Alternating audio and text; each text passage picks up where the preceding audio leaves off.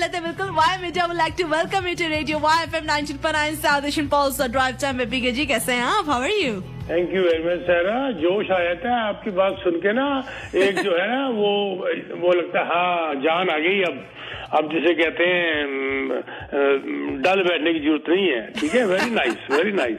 Thank you so much BK ji. And BK ji जब सोया हुआ आदमी उठ के बैठ जाए, ये क्या हो गया?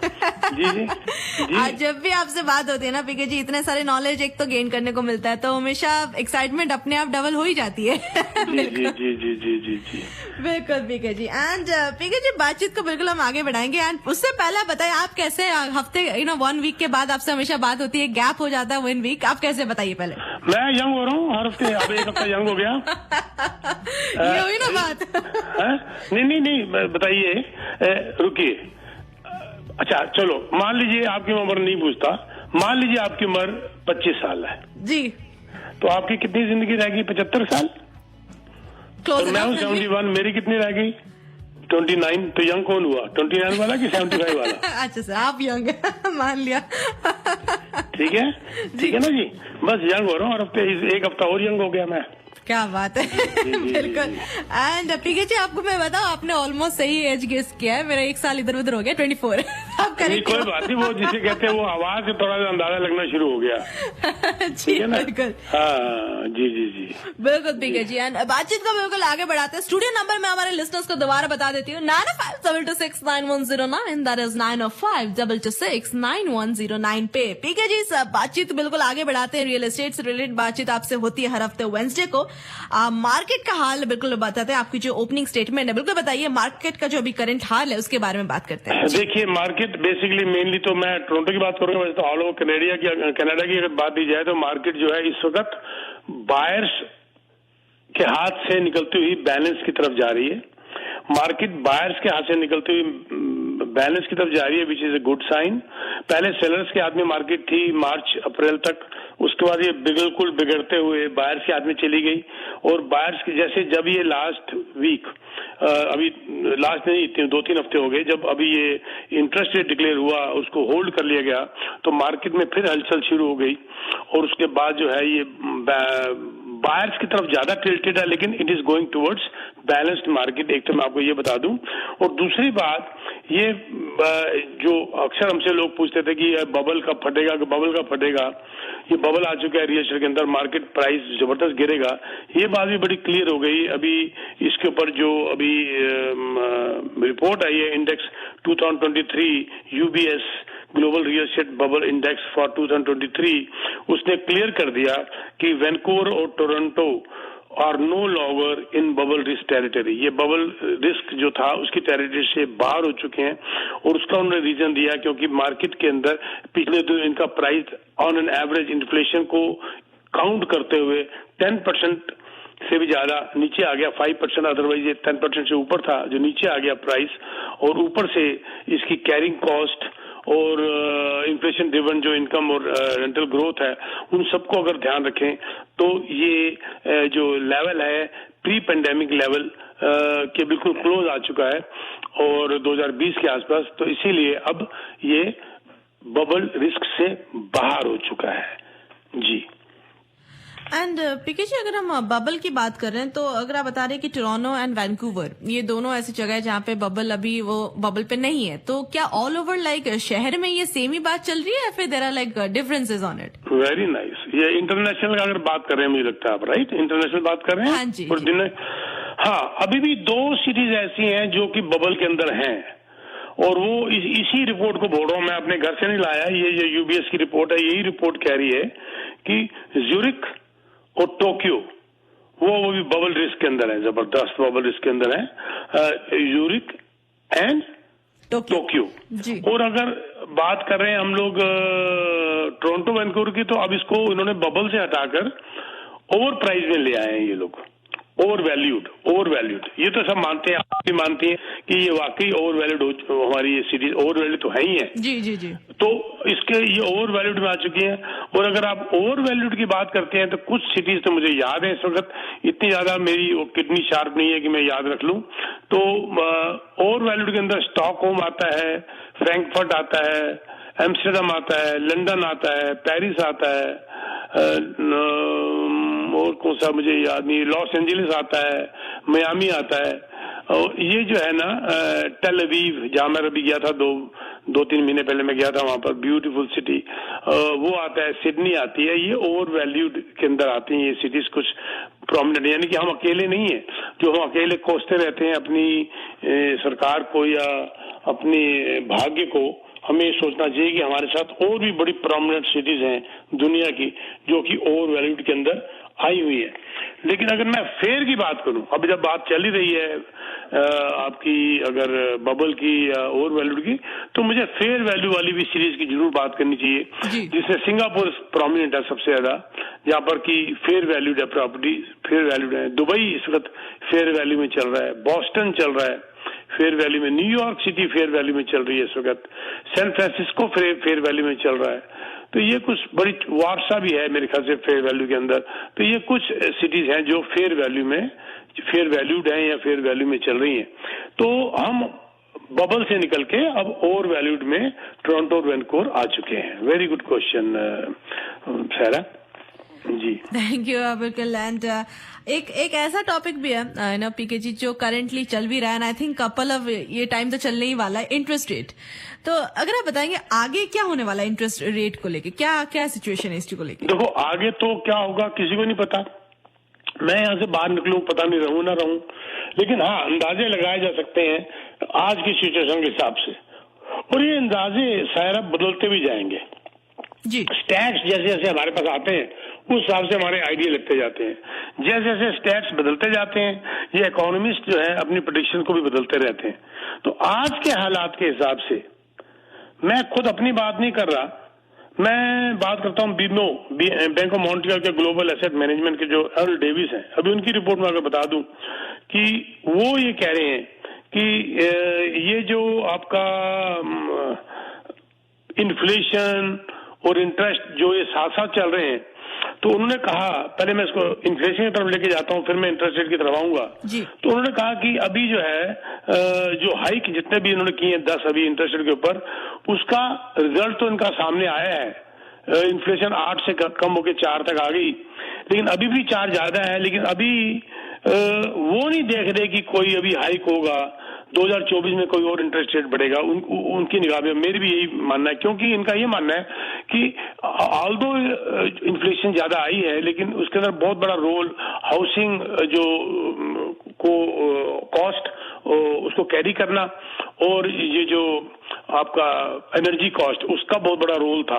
अगर उसको निकालें तो इन्फ्लेशन बहुत नीचे आ जाती है।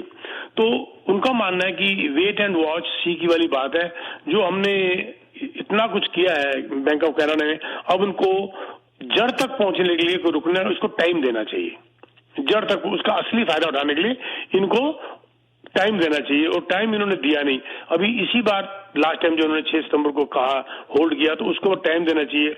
उनका मानना है कि अगर अब हालात ऐसे रहे तो शायद इंटरेस्ट रेट नहीं बढ़ेगा, बल्कि 2024 मिडल के बाद गिरना शुरू होगा।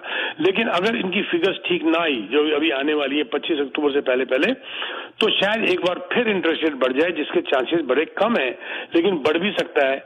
अभी 2 रिपोर्ट्स आनी है 25 अक्टूबर को और 6 दिसंबर को, तो इनका ये मानना है कि शायद ये सिर्फ इन्फ्लेशन जो है ना वो इनको तंग कर रही है, वो बड़ा स्टिकी सा एक क्या लोग एक चिपक गया हमारे साथ वो इन्फ्लेशन, जो कि हमारे को मजबूर कर रहा है। और अनफॉर्चुनेटली इनका ओनली इंटरेस्ट रेट एक टूल है मेन, जिसको ये बढ़ाकर इन्फ्लेशन को नीचे लाते हैं। और अब आपने देखा होगा कंज्यूमरिज्म कम हुआ है, एक्टिविटी मार्केट में कम हुई है, लोगों का खर्चा करना कम हुआ है, ट्रैवलिंग में लोगों ने जाना कम कर दिया है, शॉपिंग कम कर दी है, यही ये चाहते थे। फूड प्राइसेस भी तो रुके हैं थोड़े से, अब जिस हिसाब से आग लग रही थी। तो पॉसिबिलिटी ये है शायद इस साल अगर बढ़े तो एक बार बढ़ जाए, नहीं तो वो भी नहीं बढ़ेगा, और अगले साल तो ये कम मिडल ऑफ 24 के बाद कम होने की गुंजाइश ज्यादा लग रही है, क्योंकि जो जो जो हमारे सामने फिगर्स आ रही है एम्प्लॉयमेंट की, इकोनॉमिक ग्रोथ की, कंज्यूमरिज्म की, ये सब हमारी फेवर में आ रही है। जी बिल्कुल। पीके जी हमारे साथ एक कॉलर भी जुड़ चुके हैं, तुषार जी आप ऑन एयर है, आप अपना सवाल जरूर पूछ सकते हैं। जी Tushar ji. Thank you. P K ji सवाल है मेरा, I been listening to you from last 4 years। and I try to listen each and every of your show. Thank you sir. जी, मेरा क्वेश्चन ये है कि मेरा रिन्यूअल अगले साल मई में है जी। सो उसके लिए आपकी एडवाइस क्या होगी? What do you think about interest rate? Variable है या फिक्स्ड है? वेरिएबल है मेरे पास, फिक्स है, सॉरी मेरे पास फिक्स है। हाँ, फिक्स तो आपके पास बहुत सस्ता होगा, 5 साल का फिक्स था आपके पास जी। तो अभी तक तो आपकी लॉटरी निकली हुई है। आप कह सकते हैं ऐसा? हाँ, लॉटरी है जी, 4.5 साल से लॉटरी निकली हुई है। अभी आपका इंटरेस्ट रेट क्या है सर? अभी मैं दे रहा हूँ तो 2.9। ठीक है ना, 2.9 दे रहे थे, कहाँ 7% लोग दे रहे हैं। ठीक है जी। तो अभी तक तो लॉटरी है, पर मुझे लगता है कि आप इतने जो कहते हैं वो है खुशकिस्मत हैं कि जब आपका रिन्यूअल आएगा तो इंटरेस्ट रेट मई में आपने कहा नेक्स्ट ईयर, राइट जी।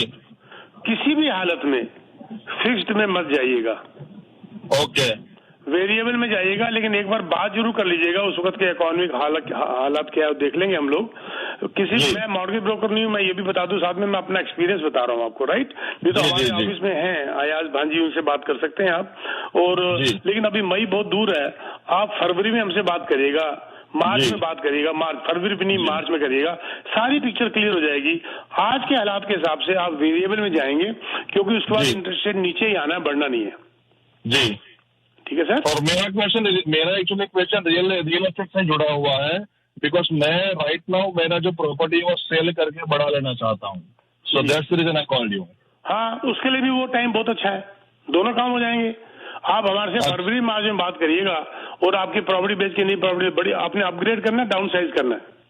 अपग्रेड करना है। हाँ, बस कोई दिक्कत नहीं है, तब बात कर लेंगे आराम से। जनवरी फरवरी मार्च किसी में इन 3 महीनों में कभी भी बात कर लीजिएगा। अपॉइंटमेंट बना लो, राइट जी? आपसे अपॉइंटमेंट एक बार बना लो, मैं नेक्स्ट फरवरी को टेक्स्ट मैसेज डाल दीजिएगा तुषार जी, और उसमें लिख दीजिएगा मिलने के लिए। जनवरी छोड़ दीजिए, फरवरी या मार्च का प्रोग्राम बनाइएगा। जी जी जी, श्योर ठीक है सर, सारा देख लेंगे। Thank you sir very much. Thank you sir, thank you. तो अपना सारा एक ले लें, अगर कॉल नहीं है तो उसके बाद। जी, मैं उसको कंटिन्यू करता हूँ। तुषार जी ने अभी जो बात की, रिन्यूअल की बात करी अगले साल, तो नेचुरली अब उनको झटका लगेगा 2.9% से। जब अगले साल वो, मुझे उम्मीद है कि 6% पे जाएंगे तो डबल दे देंगे, तो झटका लगेगा। उसी के ऊपर मुझे एक बात याद आई कि अभी नेशनल बैंक की रिपोर्ट आई थी, तो उसमें उनके सीईओ जो हैं फरेरा साहब, वो उनकी मैं रिपोर्ट पढ़ रहा था। अब 2024 से 2026 तक 85% ऑफ द मॉर्गेजी जिन्होंने मॉर्गेज ली है उनकी रिन्यूअल आ जाएगी। 85% 2024 से 2026 के बीच में।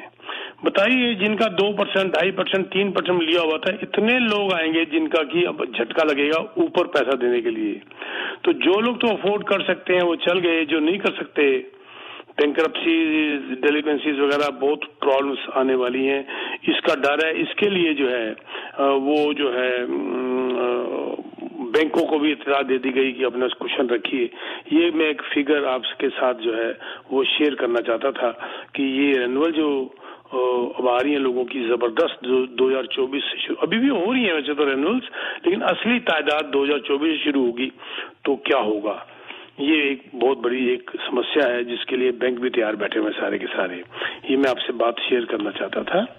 जी बिल्कुल। एंड मैं बात करना चाहता था इससे पहले, अगर कॉल हो तो मुझे बिल्कुल। हाँ जी, यही इसलिए आए थे। हमारे साथ एक कॉलर भी जुड़ चुके हैं, आई थिंक। हेलो, हाँ जी, आप ऑन एयर, अपना नाम जरूर बताएं, सवाल जरूर पूछें।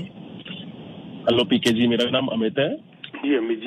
पीके जी, क्वेश्चन ये पूछना था, जैसे आप अभी बता रहे थे कि 2024 से 26 के बीच में काफी सारे रिन्यूअल आएंगे, तो जो लोग ऊपर लेके बैठे हुए हैं, तो क्या जब अफोर्डेबिलिटी से बाहर जाएगा तो क्या मार्केट में और ज्यादा इन्वेंट्री आने के चांसेस हैं, जिसकी वजह से प्राइसेस कम होंगे? नहीं, प्राइसेस कम वाली तो अब बात ही खत्म कर दो ना सर, क्योंकि हम लोग ये आप मेरी भी यही वीकनेस है कि हम लोग अपने हिसाब से सोचते हैं। सर, उन लेने वाले उनसे ज्यादा बैठे हुए हैं। जितने मार्केट में मान लीजिए डेलिकेंसीज आती हैं, ये तो हो नहीं सकता किसी, जिसे कहते हैं अगर मार्केट के अंदर समझ कर 10 अगर घर है, 10 को कम फिगर होगी, मान लीजिए अंदाजा दे रहा हूँ 1000 है, तो जी 500 मार्केट में आ जाएंगे ना। 1000 के पीछे 2 मार्केट में आएंगे ना। ये तो है ही नहीं कि 1000 मकान मार्केट में एक लोगों ने लिया हो तो 1000 में से 500 लोग आ जाएंगे। नहीं नहीं नहीं, डेलिक्वेंसीज बैंक्रप्सीज वगैरह हार्डली 1.5% 2% पे जाती है, इससे ऊपर नहीं जाती। परेशानी में लोग सारे आ जाते हैं, वो बात अलग है, जिसके पास है पैसा वो भी, जिसके पास नहीं है वो भी। लेकिन डेलिक्वेंसीज, ये बैंक्रप्सीज या पावर ऑफ सेल्स वगैरह ये बहुत कम हुआ करती हैं, हार्डली 1 to 2%, और लेने वाले ज्यादा बैठे हुए हैं। प्राइजेस की तो मैं उम्मीद ही नहीं करता कि कम आएंगे, हालांकि मैं चाहता हूं, लेकिन प्राइस अगर रुक जाए ना अमित जी तो वो बहुत बड़ी जीत है, रुकना ही बहुत बड़ी जीत है। महीना 2 महीने की मैं कसम नहीं खाता, अभी प्राइस गिरे हुए हैं, पर ये हो गया 8 महीने 10 महीने, बस अब ये ऊपर जाने का टाइम आ गया। जैसे ही देखिए, आप देखिए, जैसे ही पिछले कुछ दिनों पहले 6 सितंबर को जब इन्होंने इंटरेस्ट रेट होल्ड में डाल दिया तो देख लीजिए क्या हुआ, एक्टिविटी स्टार्ट होगी। जैसे ही लोगों को पता चला ओ इंटरेस्ट रेट होल्ड हो गया, अब शायद नहीं बढ़ेगा, बाहर मार्केट में आ गए। अब वो बाहर की मार्केट से दोबारा बैलेंस की तरफ मार्केट जा रही है। ये तो सिर्फ सेंटिमेंट्स है, कंज्यूमर सेंटिमेंट्स हैं, और ये वो ही ये सारी चीज गुवाते हैं। जैसे आप अगर खुश हैं, बहुत खुश हैं, तो कहते हैं चलो चलो चलो वेकेशन में चलते हैं, और जैसे ही घर में थोड़ा सा डिप्रेशन है, नहीं नहीं नहीं नहीं टाइम बड़ा बुरा आ रहा है जी, रेस्टोरेंट में भी मत जाओ। ये आपके कंज्यूमर सेंटिमेंट्स है ना, यही चीज को आगे या पीछे लेके जाते हैं।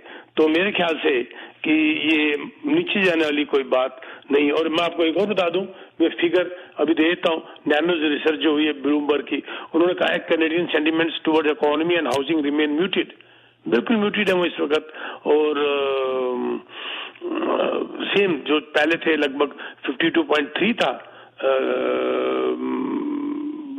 और अब जो 50.93 है, लगभग सेम बैठे हुए इस वक्त ये। तो मुझे नहीं लगता कि प्राइस गिरेगा सर, टेम्परेरी महीना 2 महीना कोई नहीं कह सकता। ठीक है सर, बिल्कुल पीके जी। एंड पीके जी, एक जस्ट ऐसे ही रैंडम मेरा सवाल दिमाग में, आप बता रहे थे कि इट इज पॉसिबल कि there are lot of people जो बैंक्रप्सी डेलिक्वेंसी की तरफ जाएंगे। P K, it's just a random thought आ रहा है, could anything could have been done to avoid this, like जो लोग हैं they are going through something like this, anything in this situation? उसके हमने बड़े ऑप्शन दिए हुए थे। एक इंटरेस्ट ओनली की ऑप्शन दी हुई थी कि मॉर्गेज में, जैसे मान लीजिए कोई 3000 मॉर्गेज दे रहा है, उसके अंदर जो है प्रिंसिपल अमाउंट मान लीजिए 1300 है, 1700 इंटरेस्ट है, इंटरेस्ट ओनली कर दो, प्रिंसिपल अमाउंट को थोड़ा कम कर दो, अमाउंटाइजेशन को बढ़ा दो, 25 साल की 30 साल कर दो, 30 को 35 कर दो, 35 को 40 कर दो, तो उनकी किस्तें कम हो जाएंगी। बड़े तरीके हैं इनको बचाने के, और कुछ स्टेप लिए भी हैं सरकार ने और ले भी रहे हैं। अभी देखो कई बैंक ऐसे हैं जो कि मेरे को कई कॉल आया कि हमारी तो किस्त बढ़ी नहीं। मैं कहा जी आपकी किस्त नहीं बढ़ी, पर आपका प्रिंसिपल की तरफ पैसा जाना कम हो गया और इंटरेस्ट आपका बढ़ गया, तो आपकी किस्त वही की वही है। आरबीसी ने ये किया हुआ था, सीआईबीसी ने ये किया हुआ था कि आपकी किस्त उन्होंने नहीं छेड़ी, लेकिन आपका जो पैसा प्रिंसिपल की तरफ जा रहा था वो कम होता गया, अल्टीमेटली 0 आ गया। तो जब उन्होंने कहा जी अब आपकी किस्त बढ़ानी पड़ेगी, तो ये तरीके हैं जो अपनाए जा रहे हैं। लेकिन प्रॉब्लम तब आएगी ना सहरा, जब जो आदमी को आदत पड़ी है 2000 महीने की इंस्टॉलमेंट देने की, जब उसके अचानक 3500 हो जाएगी, तो वो फिर कहेगा मैं 1500 क्या करूं, फिर वो बैंक से आके बात करेगा। फिर बैंक से मैं सलाह देता हूं सबको, अपने लेंडर को जाइए, उनसे आके डिस्कस करिए, उनके साथ आके कंसोलिडेट करिए, उनसे डिस्कस करिए कि किसको कैसे कम रखा जाए, अमोर्टाइजेशन बढ़ाई जाए, कैसे बढ़ाई जाए। सब हेल्प करने होता है। कोई बैंक नहीं चाहता कि उनके क्लाइंट उनके हाथ से निकल जाए, कोई ये नहीं चाहता कि उनको पावर सेल में जाना पड़े। सब आपको अकोमोडेट करने के लिए तैयार है, अगर आप डिफॉल्ट में नहीं है तो। ये बहुत इंपॉर्टेंट बात है। मैं तुम्हें एक छोटा सा एग्जाम्पल और देना चाहता था, जब आपने पूछा ना वो ओवर वैल्यूड और बबल वाली बात करी आपने जब, तो मैं उसके ऊपर भी एक छोटी सी बात करना चाहता था जो कि मेरे दिमाग में उस वक्त आई थी। देखो ये तो आ गई बात बबल की, लेकिन मैं आपको बताऊं कि जो प्राइस बढ़ने से, घरों की और इंटरेस्ट बढ़ने से कितना फर्क पड़ गया। क्या फर्क पड़ गया? कितने साल आपका अपार्टमेंट या घर रेंट पे रहेगा जिससे कि आपका कर्जा पूरा टेनेंट की तरफ से उतर जाएगा, कितने साल रहेगा। ये फिगर बड़ी इंटरेस्टिंग मेरे पास आई थी। अगर मैं 10 साल पहले की बात करूं, 2013 की बात करूं वैल्यू की जी, तो टोरंटो में अगर मैंने अपार्टमेंट दिया हुआ था और एक रेगुलर मैंने अगर उसमें मॉर्गेज ली हुई थी नॉट ओवर, तो 15 साल में मेरा घर फ्री हो जाता था अपार्टमेंट रेंट वैल्यू से। ओके जी। अब कीमतें बढ़ने की वजह से, सब कुछ होने की वजह से आज मेरे को उसी अपार्टमेंट को फ्री करने के लिए आज मेरे को 23 ईयर लग रहे हैं। वाओ। जी 15 साल में कहा औरत का। अब इसमें सबसे महंगा जो पड़ रहा था वो जेनेवा। 2013 में उसको 36 साल लगते थे और आज 42 साल लगते हैं कर्जा उतारने में। तो हमारा वैंकूवर भी बिल्कुल टोरंटो के साथ साथ है। 2013 में वैंकूवर हमसे महंगा था तो उसको लगभग 18 साल लग रहे थे, आज लगभग 22 साल लग रहे हैं। यानी कि क्या हुआ, इन्वेस्टर्स को भी झटका लगा ना। रेंट से उनका अपार्टमेंट फ्री हो जाता था पहले 15 साल में, आज 22-23 सालों में। तो झटका तो हर एक को लगा, लेकिन परेशानी ज्यादा टेनेंट्स को हुई जिनके रेंट इतने ज्यादा बढ़ गए। ये बात बड़ी इंपॉर्टेंट थी जो कि मैंने आपसे डिस्कस करनी थी। और आपका कोई अगर क्वेश्चन नहीं है तो मैं थोड़ा सा, और अगर कोई कॉल नहीं है तो मैं 2 मिनट में कुछ बताकर मैं उसको कंक्लूड करना चाहता हूँ। एक्चुअली हमारे साथ एक कॉलर एक्चुअली जुड़ चुके हैं एंड अभी जस्ट जुड़े हैं। हाँ जी, आप ऑन एयर है, आप अपना नाम जरूर बताएं, जो सवाल है जरूर पूछ सकते हैं। जी इमरान बात कर रहा हूँ। तो सर ये मालूम करना, जैसे यहाँ पर जो कॉन्डोज आ रहे हैं 5-5 जो 1 बेडरूम कॉन्डोज है 5 लाख के, 5.5 लाख के, 6 लाख के, और इस पैसों में 5 लाख में जो है ना, जैसे लंदन में पूरा घर मिल जाता है जो पुराना घर है, तो क्या चीज बेहतर है? अगर नहीं, आपको जहाँ अच्छा लगता है रेंट वही है, रेंट वही है सर। नहीं सर, रुकिए, रेंट वही है। फिर मैं आपको कहूंगा कि जो यहाँ पर 5 लाख का मिसागा में, डाउनटाउन में चले जाओ वो 8 लाख का है। फिर डाउनटाउन में क्यों रहते हो, मिसागा में ले लो। सर डाउनटाउन के अंदर 15-15 मिलियन के भी अपार्टमेंट बिक रहे हैं। अब उनको बोलो जी 15 मिलियन का अपार्टमेंट में क्यों रह रहे हो, आप 15 मिलियन का तो बहुत बड़ा महल ले सकते हो ब्रैम्पटन में आके, या मिसागा में आके, या मिल्टन में आके। तो ये क्वेश्चन ही गलत हो गया इमरान भाई। ये हर एक की अपनी अपनी जरूरतें हैं, सिंपल सी बात है। एक आदमी जिसकी हिम्मत 4 लाख का कॉन्डो लेने की है, उसको 8 लाख का दिखा दो, वो कहेगा दिमाग खराब है तुम्हारा, 8 लाख में भी कोई कॉन्डो होता है। और अगर जिसकी 8 लाख की लेने की हैसियत है, उसको 4 लाख वाला दिखा दो तो कहेगा तुम्हारा दिमाग खराब है, ये कॉन्डो रहने लायक है। इसी प्रकार जिसकी हिम्मत 10 मिलियन का कॉन्डो लेने की है, मैंने बेचे भी हैं, 10 मिलियन का कॉन्डो लेने की है, उसको मैं अगर 8 लाख का कॉन्डो दिखाता हूं तो वो मेरे पे हंसेगा। तो ये अपनी अपनी आपकी हिम्मत है, जिस हिसाब से आप सोच रहे हैं। आप बिल्कुल ठीक कह रहे हैं, लंदन में जाके आपको 5 लाख का मिल जाएगा, वहां ले लो, वहां किराए पे चढ़ा दो, पर $1 रिटर्न वैल्यू तो सेम है ना सर। सवाल यह है कि आपको डॉलर वैल्यू क्या मिल रही है वो देख लीजिए। किसी को जमीन का शौक है तो वो घर ले ले, किसी को ये लग रहा है कि नहीं मेरा डॉलर कैसे काम करता है बिना हेडेक के, तो वो अपार्टमेंट ले ले। ये चॉइस है इमरान भाई, और आप आगे मिलिए, मिलके फिर इसको डिस्कस करते हैं, अपनी मर्जी के हिसाब से जाइए। बहुत आपका क्वेश्चन बहुत अच्छा है, और ये हर एक की अपनी अपनी जरूरत के हिसाब से है ना सर। ये अब आप सुनिए, 18 मिलियन का अगर कॉन्डो डाउनटाउन में बिका है, एक आदमी हंसेगा नहीं, ये कोई कॉन्डो 18 मिलियन के होते हैं यार, ये मजाक है क्या? पर जिसने लिया है उसके लिए मजाक नहीं है। सही शुक्रिया बहुत बहुत, थैंक यू सर। बिल्कुल पीके जी, एंड पीके जी आप बिल्कुल हम बात कर रहे थे, एंड मेरे को एक चीज आपसे पूछना पीके जी, एंड आपने ये लास्ट टाइम भी एक्सप्लेन किया था if I remember correctly, but there are lot of people जो नहीं समझ पाए, जो फेडरल गवर्नमेंट ने जीएसटी रेट लगाए थे रेंटल एंड ऑल पे, रिबेट जो दी थी 5% की, तो there are lot of people जो ये जो चीज है इसको थोड़ी अगर आप आसान भाषा में समझा सके हमारे लोगों को, विल रियली अप्रिशिएट इट। हाँ, मुझे भी मैसेज आए थे सर, 1-2 मेरे क्लाइंट्स के कि ये तो बड़ी खुशखबरी हो गई कि जीएसटी हमारी खत्म हो गई। नहीं, ये सिर्फ पर्पस बिल्ट रेंटल अपार्टमेंट्स हैं, उनके ऊपर हुई है। ये लास्ट थर्सडे हमारे टूडो साहब जब लंदन में जाके इन्होंने डिक्लेयर किया था, जो इनका 4 बिलियन का फंड था हाउसिंग के लिए, और वहां जाके इन्होंने लंदन ओंटारियो में इन्होंने 74 मिलियन उनको जो अलाउ किया था देना, अगर वो अगले 5-6 साल के अंदर अगर वो बना लेते हैं, उनका था 2000 घर बनाने थे उन्होंने अगले 3 साल में, नॉट 5-6 साल, तो 2000 घर बनाते हैं, तो उन्होंने 74 मिलियन की फंडिंग की थी। तो वहीं पर उन्होंने जीएसटी फेडरल गवर्नमेंट की जो फेडरल की है वो जीएसटी होती है 5% और प्रोविंशियल की 8%, तो उन्होंने वो 5% उनको वेव कर दिया, और उन्होंने कहा कि पर्पस बिल्ट रेंटल जो बिल्डिंग है उसके ऊपर ही वेव है। अभी क्या चीज है, ऐसी बिल्डिंग जो सिर्फ रेंट पे ही चला सकते हैं, आप बेच नहीं सकते अपार्टमेंट्स, मिनिमम 5 यूनिट्स वाली होनी चाहिए, मिनिमम 5 यूनिट। यानी कि 5 लोग उसमें 5 रेंटल अपार्टमेंट बने मिनिमम, चाहे वो 1 बेडरूम का हो, चाहे 2 का हो, चाहे 3 का हो, मिनिमम 5। इसको कहते हैं पर्पस बिल्ट। यानी कि मैं आपको समझाता हूं, मैंने सुबह भी शायद समझाया था, क्वेश्चन किसी ने किया था जी। मान लीजिए आप हैं बिल्डर, ठीक है, सारा बिल्डर है और मैं हूं डेवलपर। मैं आपको कहता हूं जी मुझे ये 5 अपार्टमेंट्स का एक घर बना के दो जिसको मैं सिर्फ रेंट पे चढ़ाऊंगा, मेरा परमिट भी रेंट का लिए होगा और उसको पर्पस बिल्ड रेंटल कहेंगे, मैं उसको बेच नहीं सकता, मैं सिर्फ रेंट पे ही चढ़ाऊंगा। और अगर मैं बेचूंगा तो पूरी बिल्डिंग बेचूंगा टू ए नेक्स्ट बायर जो भी उसका रेंट पे ही चढ़ाएगा, बेच नहीं सकता। मतलब टेनेंट के लिए ही है वो building, purpose built rental apartments. उसके ऊपर उन्होंने 5% जीएसटी की रिबेट दे दी।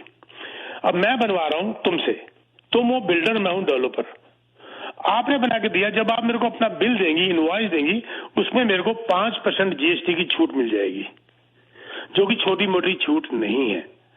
यानी कि अगर वो बिल्डिंग मेरी मान लीजिए 3 मिलियन की बनी या 4 मिलियन की बनी, 4 मिलियन के ऊपर 5% जो होता है, आप कैलकुलेट कर लो कितना होता है, जबरदस्त। तो वो मेरे को बच गए। जब मुझे सस्ता पड़ा तो वो इसलिए कर रहे हैं कि ताकि एक डेवलपर उसको प्रॉफिटेबल नजर आए ऐसी बिल्डिंगें बनाना, और ऐसी बिल्डिंगें ज्यादा बने जिससे कि रेंटल अपार्टमेंट्स की शॉर्टेज दूर हो जाए। बात क्लियर हुई सर आपकी? जी जी जी। तो मैं डेवलपर हूं, मुझे छूट मिल गई 5% की, मुझे 10-10 लाख 1-1 मिलियन की छूट मिल गई, 2-2 मिलियन की छूट मिल गई, क्योंकि 4 मिलियन का अगर बना वो तो छोटा हो गया, लेकिन जब 100 अपार्टमेंट वाले बनते हैं तो कई मिलियन की छूट मिल जाती है। तो मेरे को जब उसमें प्रॉफिटेबिलिटी नजर आएगी तो मैं ऐसे पर्पस बिल्ड अपार्टमेंट्स बनाऊंगा। जब ऐसे पर्पस बिल्ड अपार्टमेंट रेंटल के लिए बनेंगे तो नेचुरली रेंटल की जो डिमांड है वो बहुत हद तक पूरी होगी। उन्हीं बिल्डिंगों के ऊपर इनको छूट दी गई है, लेकिन अगर जो पर्पस बिल्ड अपार्टमेंट्स नहीं है उन पर छूट नहीं है। ये बात आपने बड़ा अच्छा किया, क्वेश्चन पूछ के इसको क्लैरिफाई कर दिया। ठीक है जी, बिल्कुल जी। अब मैं चलते चलते जरा बताना चाहता हूँ क्विकली, क्योंकि मेरा भी टाइम हो गया। और अब ये मैं बता दूं कि M6 की बहुत ऐड आ रही है और M6 के लिए आप मुझे कांटेक्ट कर सकते हैं। हमारे पास यूनिट्स हैं, हमारे हाथ में है, जो मांगोगे मिलेगा। हमने एलोकेशन करा रखी है, हमारे पास हैं, चूज करके लाए हैं। मैं अपनी मर्जी के यूनिट्स लाया हूँ, चूज कर, मेरी मर्जी के यूनिट्स मेरे पास हैं। जो सब यूनिट आप कहें, जो सब मॉडल कहें, मेरे को चॉइस दीजिए 3 की और मैं सब चूज करके आपको एक अपनी सलाह भी दे सकता हूँ। 2029 की क्लोजिंग है, 2029, 6 साल बाद। पेमेंट भी आपने 3 सालों में करनी है इंस्टॉलमेंट्स में, 2.5 और इसका प्राइस भी बड़ा कंपेटिटिव है, $1,250 पर स्क्वायर फीट के आसपास। और ये स्क्वायर वन के पास MCD कौन नहीं जानता, रॉजर्स एंड अर्बन कैपिटल।